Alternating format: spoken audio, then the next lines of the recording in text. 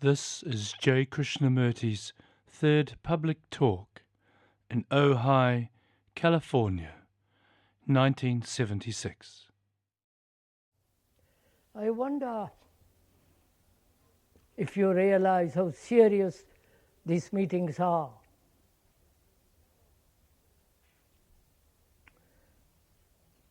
They are not meant for the intellectuals only, nor a form of entertainment.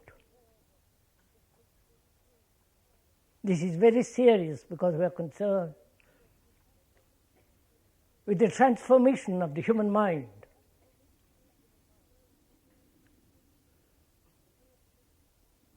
A way of living, totally different.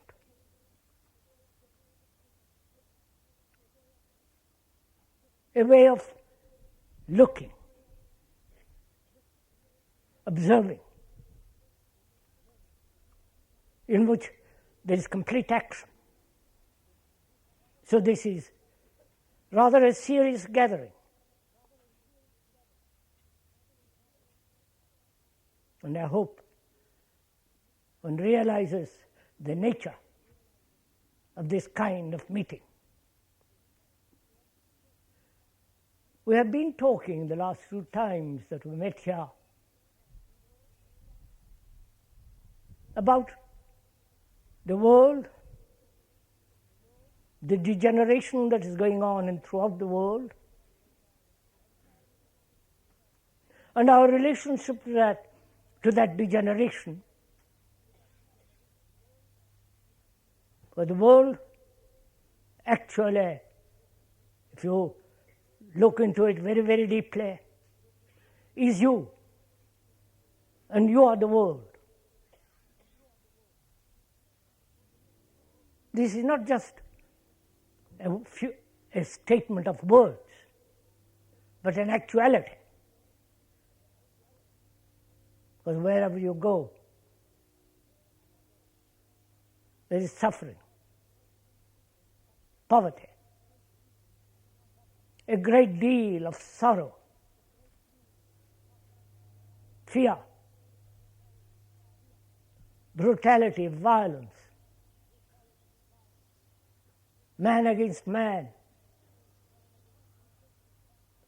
the concentration camps of the gurus,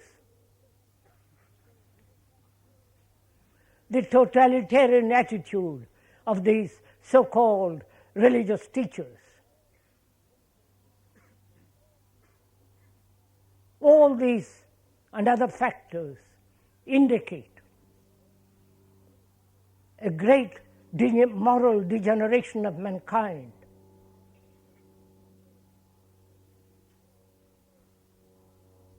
And those who are concerned,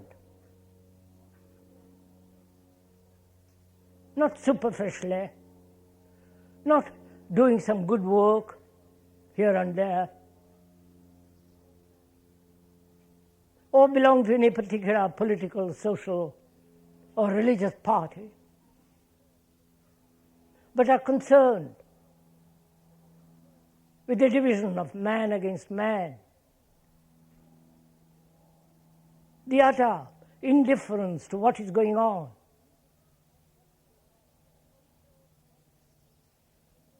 And when you observe all these things, it boils down to several factors which we talked about the last two times that we met here. One, man's relationship to man, man and woman,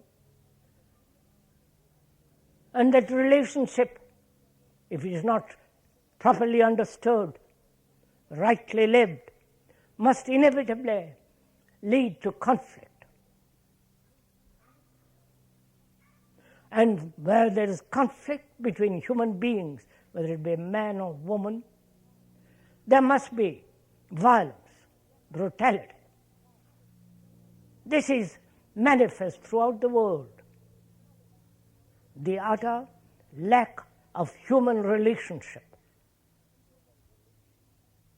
And we went into that question pretty thoroughly, I think. And also, the last time that we met here, we were talking about sharing together the question and the problem of the whole nature and the structure of thought. Because thought is what the world thought has built this world.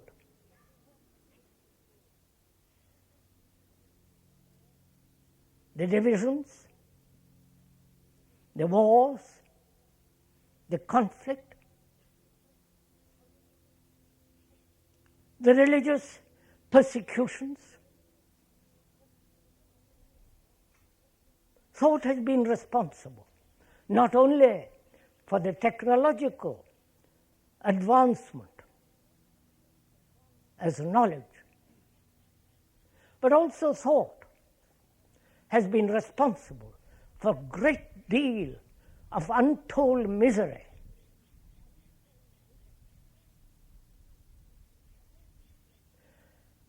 Thought has put together our consciousness.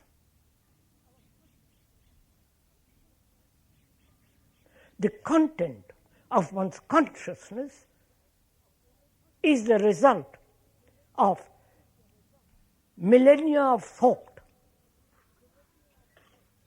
And this consciousness is a constant movement from the past to the present.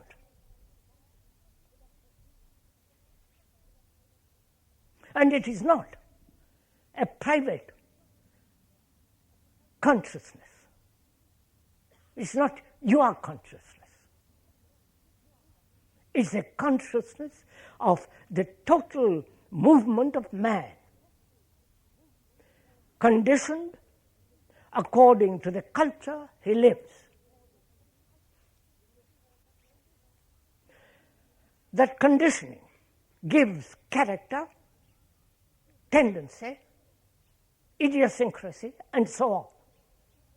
All that is the result of thought.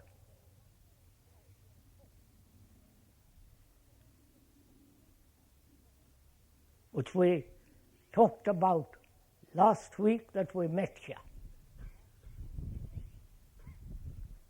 And we also said all the things that thought has created, put together, not only externally, environmentally, but also inwardly. All our desires, pursuits, ambitions, corruption, contradiction, is reality. Please. We are sharing this together.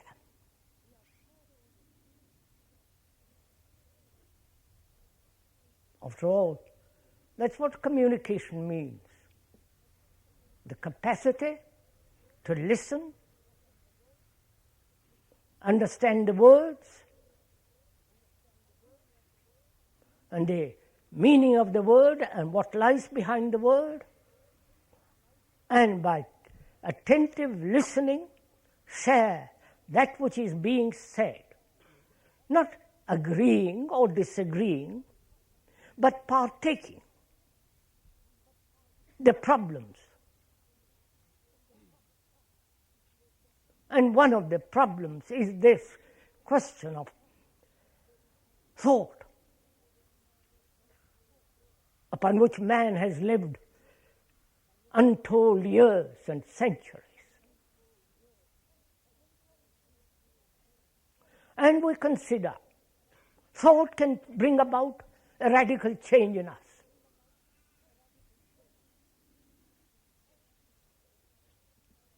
Thought, which is the response of memory, knowledge, experience, which is the past. Thought we consider is of the highest importance, however refined, and the ascent of man through knowledge, which is the accumulation of experience, thought, is in itself going to bring about a great change in man. We are questioning that.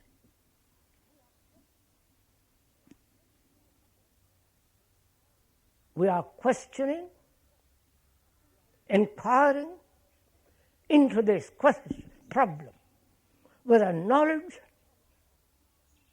which is the accumulation of thousands of years of experience and the accumulation of knowledge stored up in the brain as memory, whether that knowledge will transform man at all. Please understand this.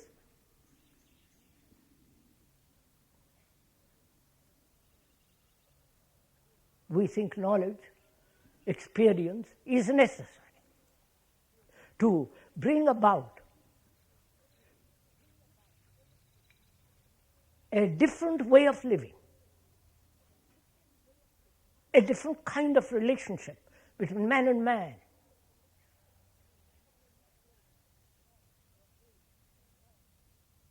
Our brains have evolved through time,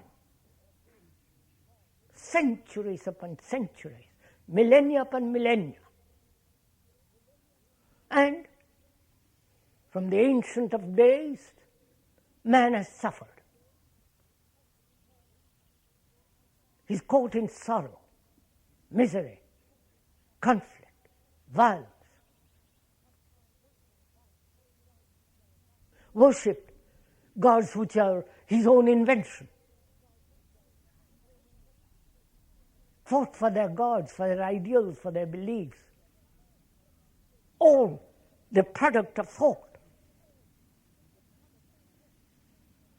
And we still think, that thought can miraculously change us.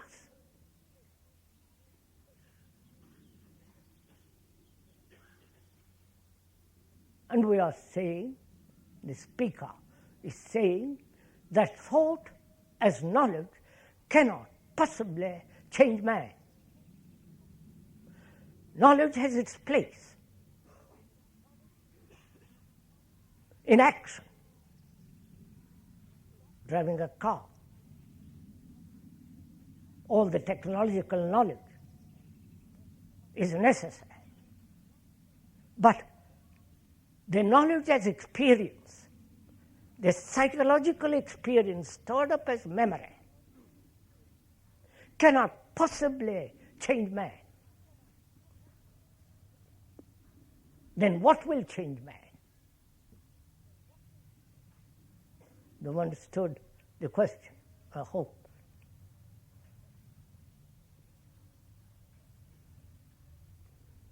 That is, from the prehistorical times,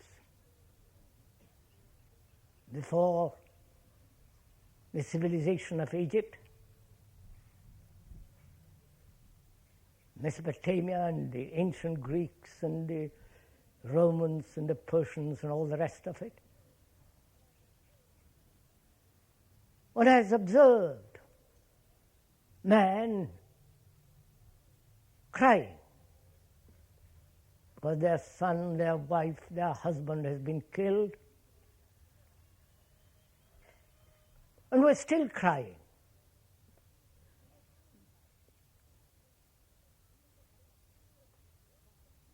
And we think, by accumulating great deal of information about ourselves as knowledge, will somehow that knowledge through thought, will transform our lives.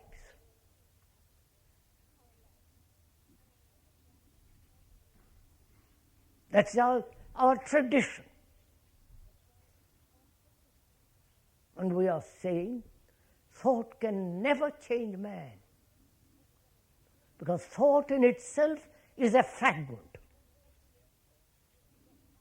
Thought in itself has created a fragmentary way of living, saying one thing and doing another. The contradiction that exists in man is the product of thought, because thought itself is limited, thought itself cannot see the whole, thought in itself thinks that it can perceive the whole and act. I hope we are sharing this together.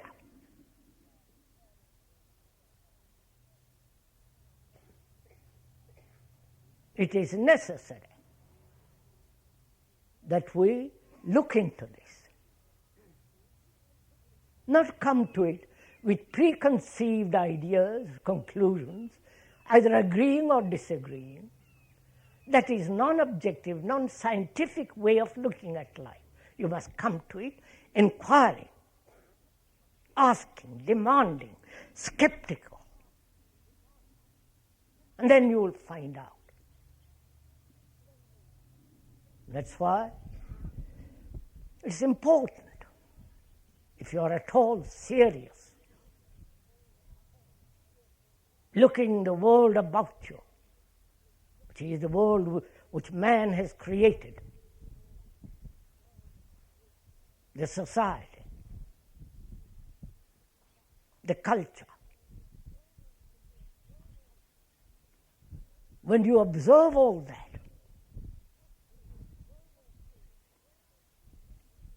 what place has thought? Because thought has a place. And also, we were talking the last time we met here that the inquiry into the human problems, psychological problems, is also the beginning of meditation.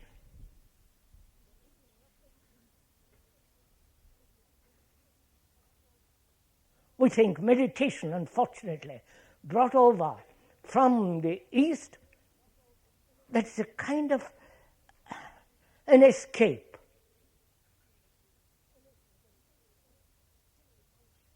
Repeating some silly mantras, paying $150 or $300 or $1,000, and you think that by devoting some time to it, something miraculous is going to take place. It will only make your minds more dull.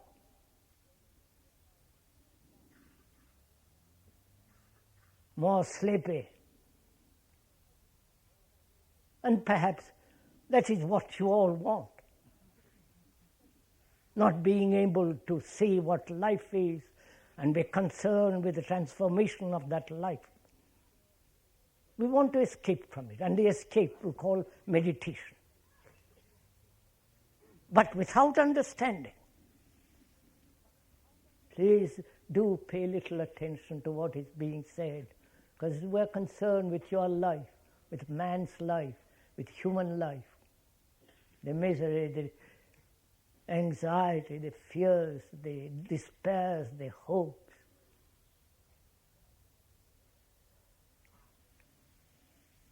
Without being concerned with our daily relationship and bringing about the right kind of relationship between each other, not the relationship of two images, which we've talked about, but actual relationship, and without understanding the place of thought, the place of knowledge, and the nature and the structure of knowledge.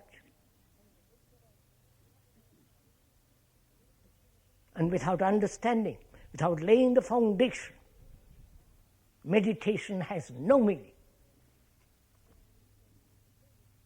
In spite of all the gurus say.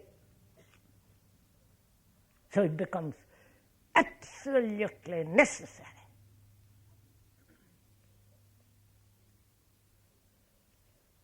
that we as human beings who are serious, committed, involved in the total process of living, that we understand the meaning of relationship. Because society is based on relationship. All existence is based on relationship. And in that relationship there is conflict, then society, the culture, is still within the area of conflict. And without understanding the immense, complex question of thought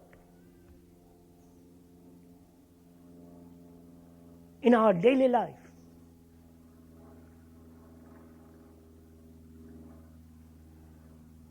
without understanding it, we become more and more confused, more and more dependent on others to tell us what to do.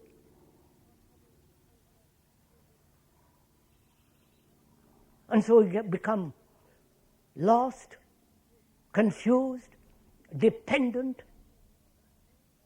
either on a guru or a community or on some authority. And also, we have to understand this question of fear, into which we are going.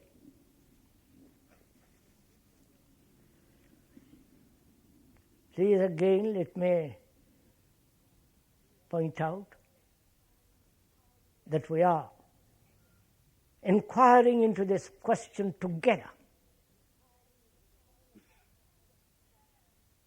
sharing the problem together. Not that the speaker is talking about it and you just listen, agreeing or disagreeing, casually paying little attention, and come back or inquire how to be free of fear next year.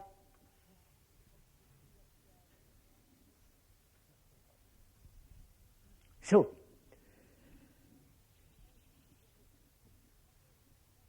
as it is a human problem, not only in this country, everywhere. Please understand this.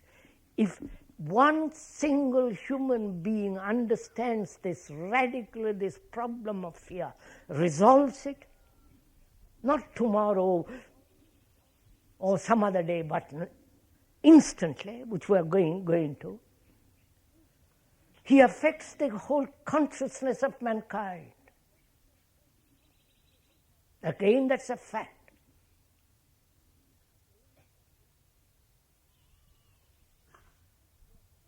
As we said, your consciousness is not your private property. Your consciousness is the result of time, of 1,000 incident experiences that are put together by thought. That consciousness is in constant movement. It's like a stream, vast river, of which you are a part. So there is no particularization. And if you go into very deeply, there is no individuality. You may not like that, but look at it. Individual means an entity who is undivided,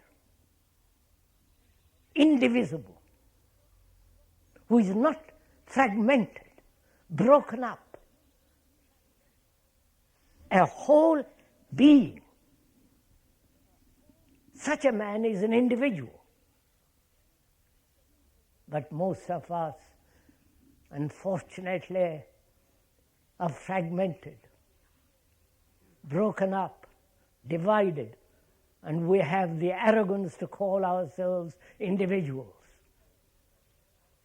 Actually, if you look at yourself very deeply, you are like the rest of the world, unhappy, concerned, confused, miserable, aching, frightened, and all the rest of it. So, we are going together examine this question. Please examine, inquire, explore into this question of fear, whether you can end it. The psychological fear first, and then biological fears. And said we are sharing it together.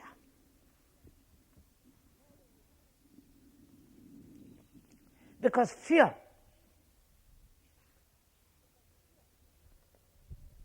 whether it will be very little or enormous, burdensome, fear of losing a job, fear of not being successful, fear of death, fear of not being loved,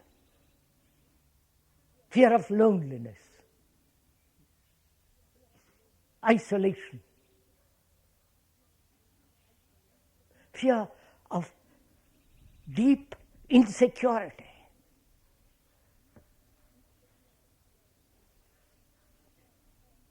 the fear of being dependent and losing that dependency,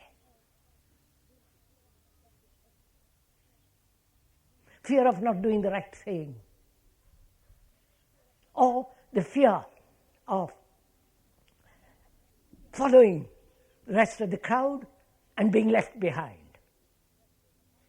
You know what fears are. And also let us remind ourselves that this is not group therapy, which is one of the things that the West has invented, rather America has invented, which is really quite absurd. It's like talking to each other about ourselves, which you can do in your room by yourself, without exposing yourself to a lot of idiotic, thoughtless people.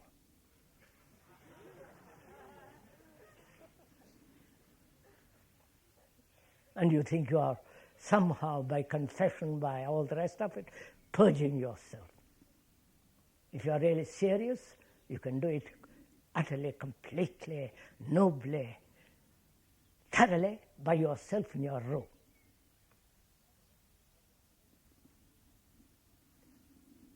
So we are going to inquire very seriously whether psychological fears can end at all. You understand the implications of it? Because man has never been able to psychologically be free of fears. Fear has burdened his mind, darkened his outlook. He does not know how to deal with these fears. Therefore, he escapes from these fears into violence, brutality, arrogance, bitterness, you know, the whole human bag of tricks. So what is the root cause of fear? Please look into yourself as we are talking. Use the words as a mirror to discover your own fear and find out, as you observe, the root of it. Not the branches, the leaves, the trivialities of fear, which we'll also understand a little later. But the fundamental cause of fear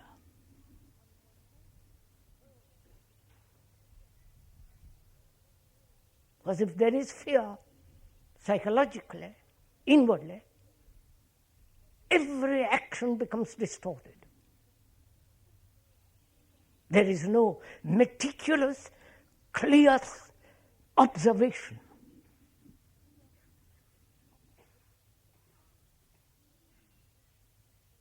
So it becomes very important to understand this question of fear. So we are asking, what is the root of fear?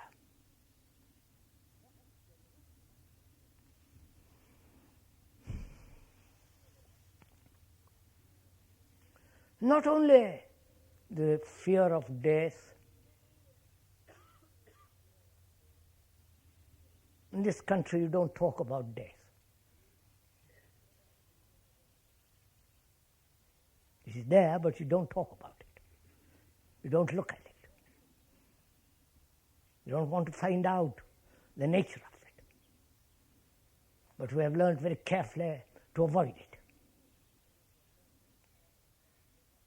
And we're going to go later on, perhaps next week, Saturday or Sunday, talk about death also. It's because part of life. This isn't something at the end of life. Maybe at the very beginning, the ending and the beginning. And therefore, there is no beginning and no ending, which we'll go into later on.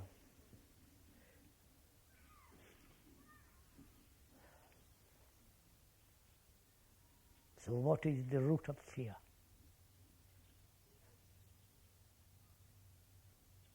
Is it not being able to find complete security, psychologically, inwardly, complete, total certainty, security?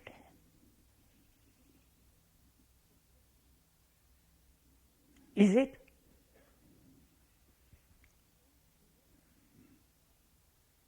that we don't understand time?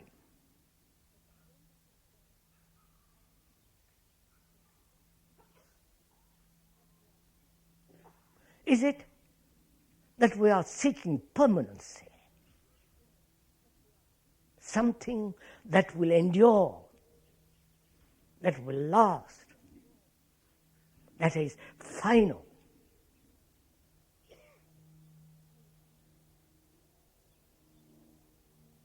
You following all this?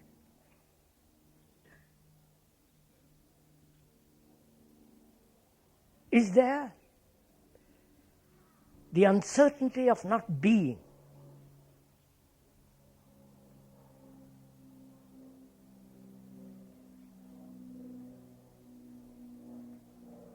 So we'll go into it. First, let's look if there is security, psychologically.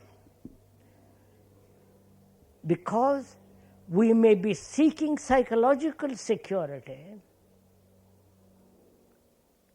and therefore creating insecurity in the outward world. You're understanding this? We'll go into it. I see you don't understand. We'll go into it.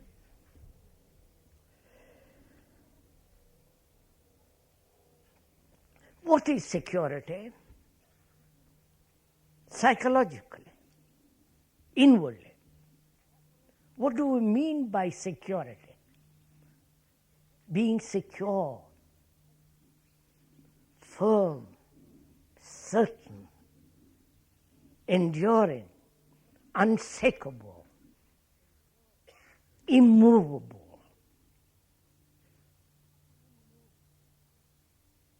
So that nothing can shake it, break it down.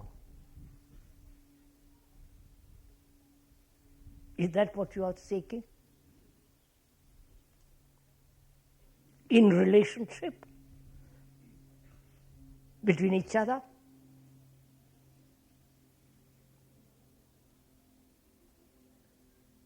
In having complete knowledge and depending on that knowledge to give us stability?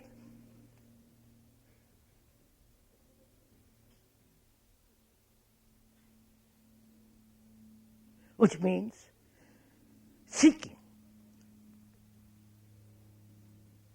permanency, nothing that can be changed.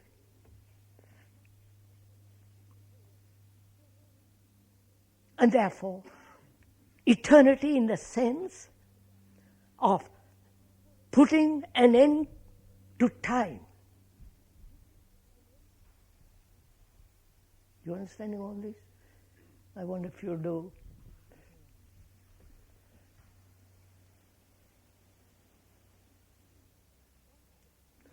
And is time one of the factors of fear? Beginning to understand each other, boy?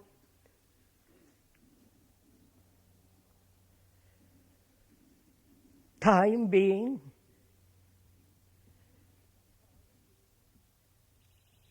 is time by the watch. Time as yesterday, today, and tomorrow. Time, the chronological time, is necessary, it is there. Is there psychological time? You understand? Is there, for me, for you, psychologically, tomorrow?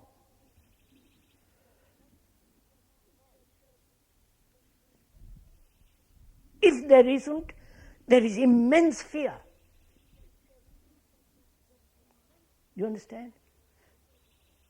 If you are confronted with the fact that there is no tomorrow psychologically, you understand? Your whole foundation is shaken. Because tomorrow you're going to have greater pleasure. Tomorrow you will be better. Tomorrow you will achieve. Tomorrow you will get rid of your fear.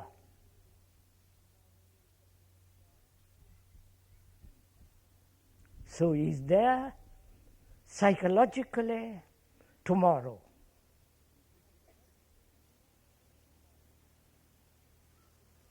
Tomorrow means time. Please go into this is rather complex. Unless you give little attention to it, you will miss it. Tomorrow means time. Tomorrow implies thought, which is in itself fragment, has created time psychologically in which you will move from what is to what should be. Right? You understanding all this? So is time a factor of fear?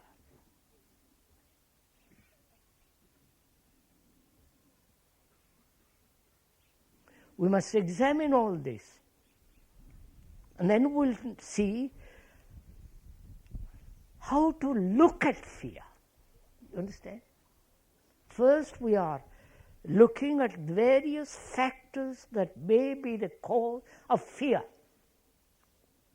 like time, thought, the desire for certainty, the demand for a relationship in which there is complete permanency,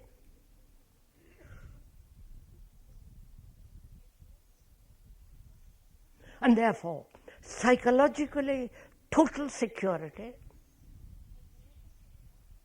And we are asking, are these the factors of the basic cause of fear?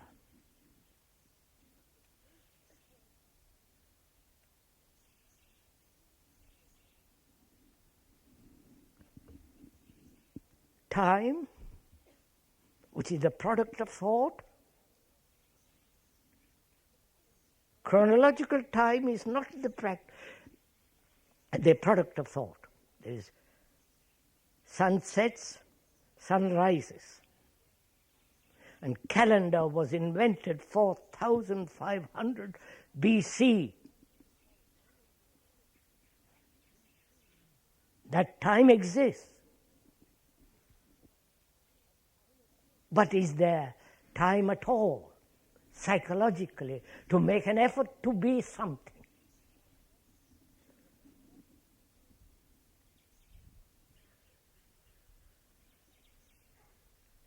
Or is fear of not being? You understand? What is this everlasting demand of self-expression, the me expressing itself, the me and the you, the I, the ego? You understand? What is that? And without that, there is tremendous fear, because in losing that. So you have to find out, what is this thing that is the me? Are you following all this, or is it just a lot of words? God's sake, wake up and tackle it. Because it's your life. And if you understand this and are free of fear, you're opening the door to heaven.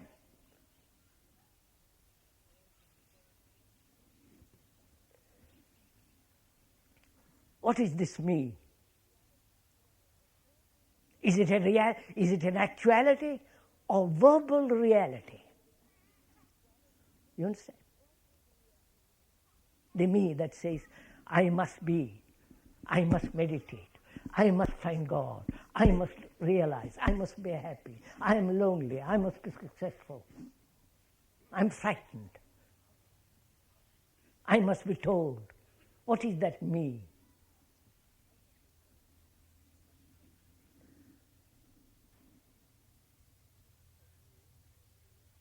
Is it not the name, right? The name. So, Mr. So-and-so. The form, right? The form being the body, that which you see in yourself in the mirror. And all the associated memories, right?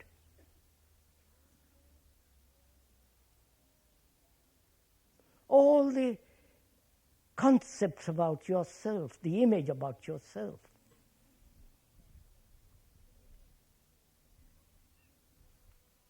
The image that says, I'm much better than you are.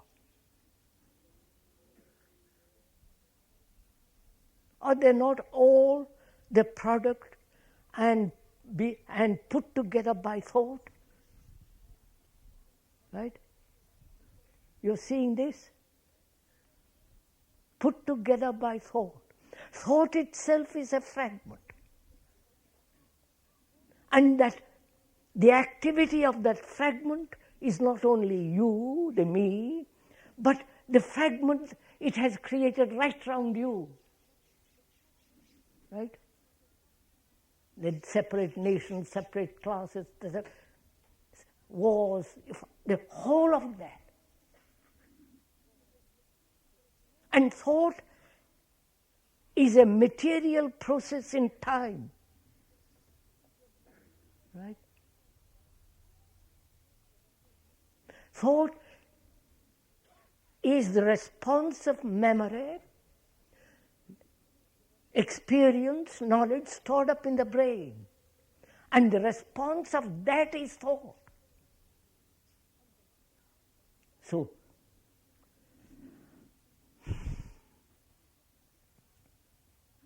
the me is fictitious,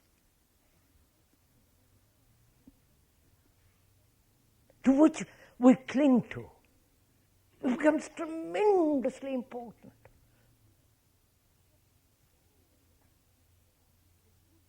And we say that may be the root cause of fear. Clinging to something that is non-existent.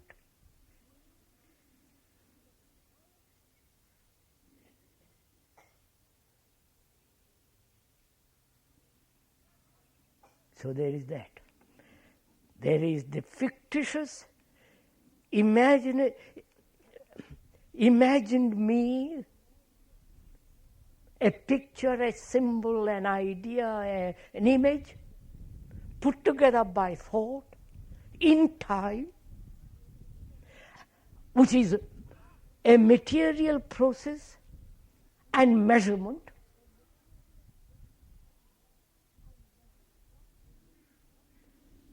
and not being that,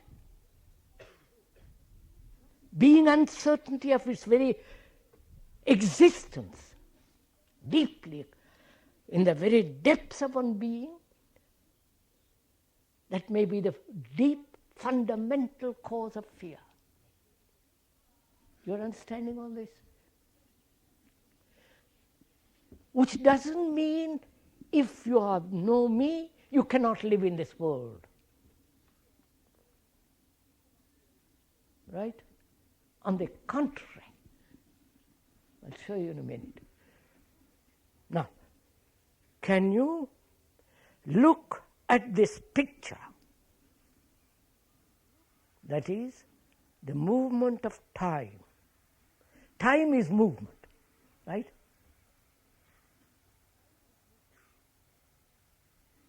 I won't. It's so complex. You don't see the beauty of it. You see, the ending of that movement is putting a stop to time. And that is one of the major factors of meditation. So that time comes to an end, psychologically. So we are saying fear,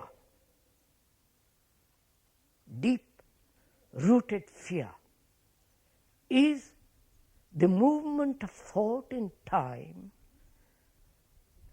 which is material process, which has created an artificial structure called the me,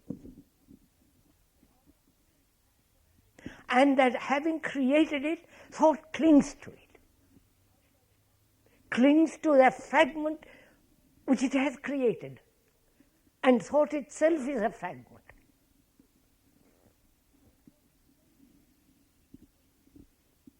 Fear in relationship. Because in relationship, we have created the image of you and me, right? The man and the woman, each person has an image of the other, a picture, a symbol, put together by time of many days, many years, or an hour. And it is the relationship is between these two images. Look into it, you will see it, the actuality of it. And we cling to the picture, to the image. And we are frightened of losing that image. Then we are forced to look at each other totally differently if there is no picture.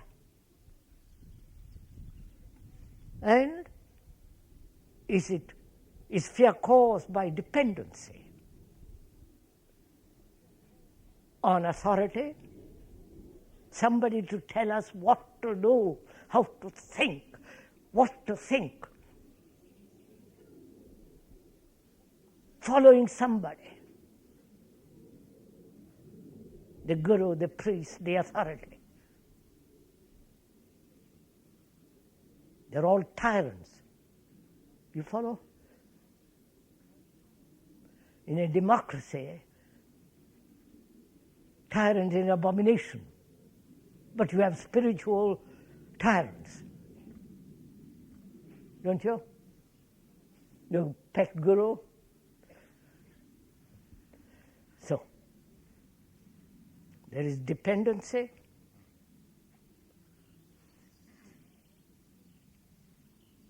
There is the picture of yourself created by thought to which you are clinging. And there is desire. What is desire? You have to understand these things, not mentally, actually.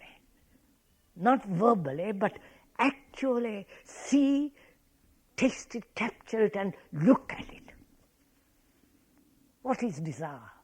By which we are driven.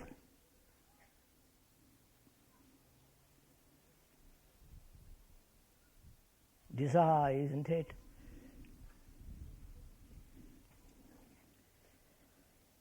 Sensation. Sensation plus thought is desire.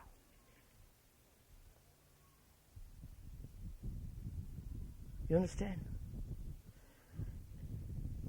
Now, you must be sensitive, right? Otherwise you are dead. Sensation there must be. But the moment thought takes it over,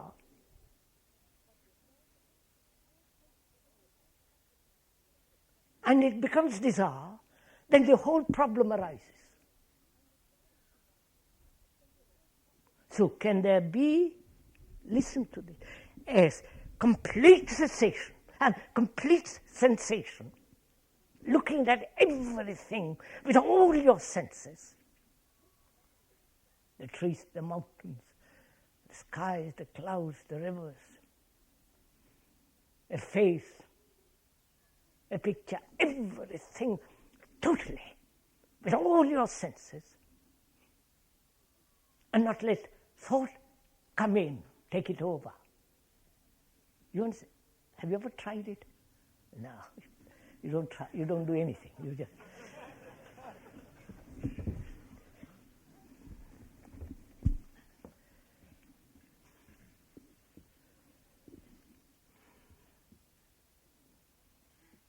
So, after having described all this,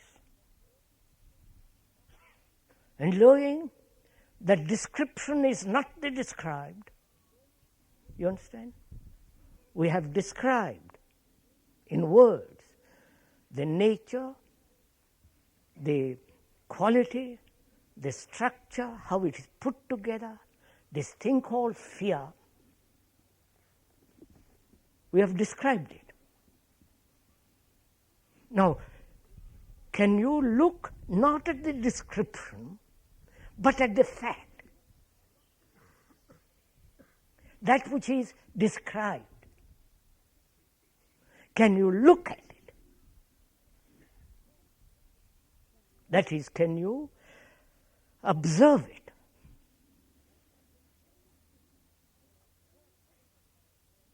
And it's very important to learn how to observe. There is an art in observation. As we said the other day, art means putting things in their proper place, where it belongs. Everything where it belongs. Art, the meaning of that word. So, can you observe this thing called fear, after having described it, can you observe it? So what do we mean by observing?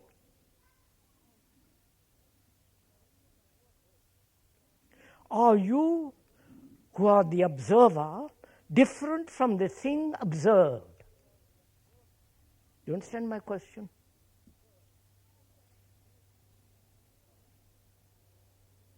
When you are angry, or envious, or jealous, or whatever it is, are you different from that feeling which you have named as jealousy? Are you different? Or you are jealousy. So the observer is the observed. I wonder if you see that.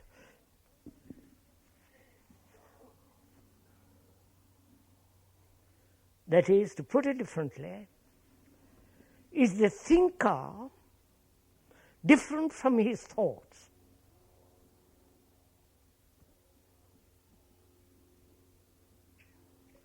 Or again differently, the experience.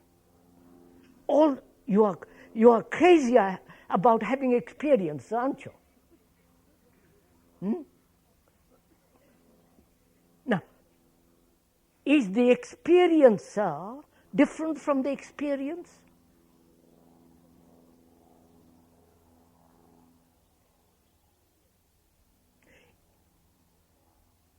Right? What's your answer? Is he different? Therefore, why do you seek experiences? You follow? If there is no difference between the observer and the observed, then there is only the observed, right? Then there is only thinking, not the thinker different from thought.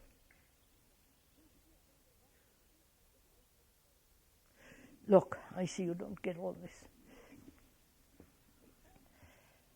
You want experiences. You are bored with the experience that you have had already, the daily experience of sex, this and the other. You want other experiences, right? Experience of God, experience of enlightenment, experience of Jesus, experience of Krishna, isn't it? Krishna consciousness, don't you?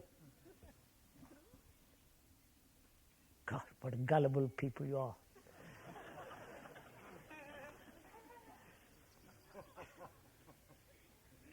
You want it. And you have never inquired who is the experiencer and is he different from the experienced?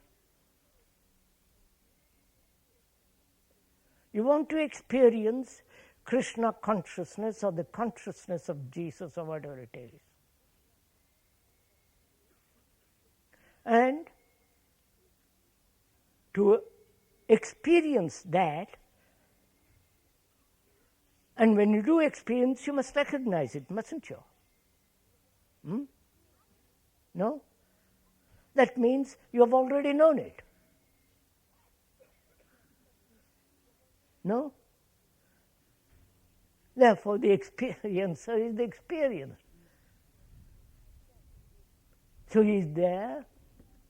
Can you look at fear without the observer? You understand? Because you are the fear. Fear isn't different from you, right? Do you understand this?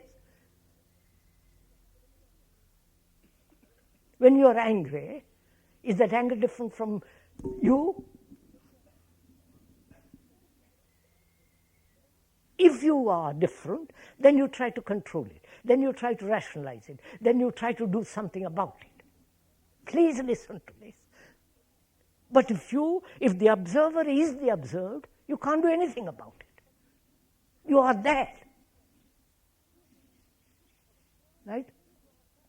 Now, look, observe that, which is fear, without the observer. You understand? That is, what is the time? What time? 10 past. I'll finish this and then we'll go on.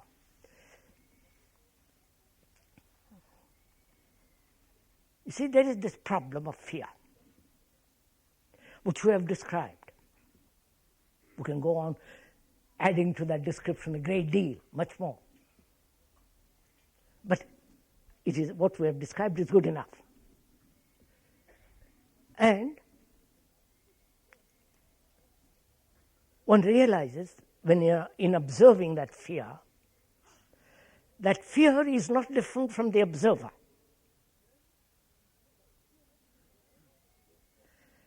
When the observer is the observed, there is fundamental change in that which is observed. I show you. When there is division between the observer and the observed, I am not fear, but there is fear. You understand the division? Then what takes place in that division? Conflict, doesn't it? I must get rid of it. I must control it. Why shouldn't I have fears? Why shouldn't I have neurotic actions out of those fears? And so on, so on, so on. So there is always contradiction, division, therefore conflict, right? Which is wastage of energy, isn't it? Right? Do you understand that? It's a wastage of energy when there is a conflict. Conflict being, I must control it, I must run away from it, I must go to somebody to tell me how to get rid of fear. You follow? All those are factors of wasting energy, right? Do you see this?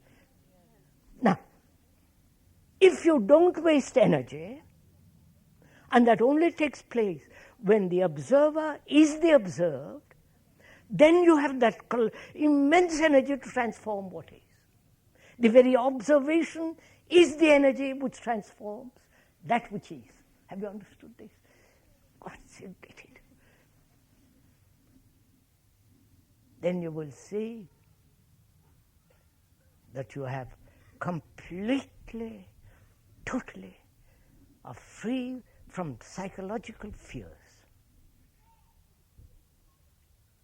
If you have paid attention this morning, listen to it with all your heart, with all your mind, and you will, when you get up, walk home, you are free of fear.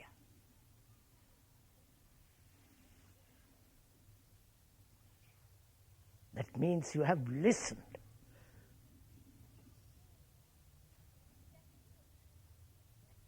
That means it's your problem. Your problem, it is absolutely necessary to solve it. Not tomorrow, instantly. That is, when you perceive something, then you act instantly. And that perception is only possible when the perceiver is the perceived. Because there you have total energy. As we explained the other day,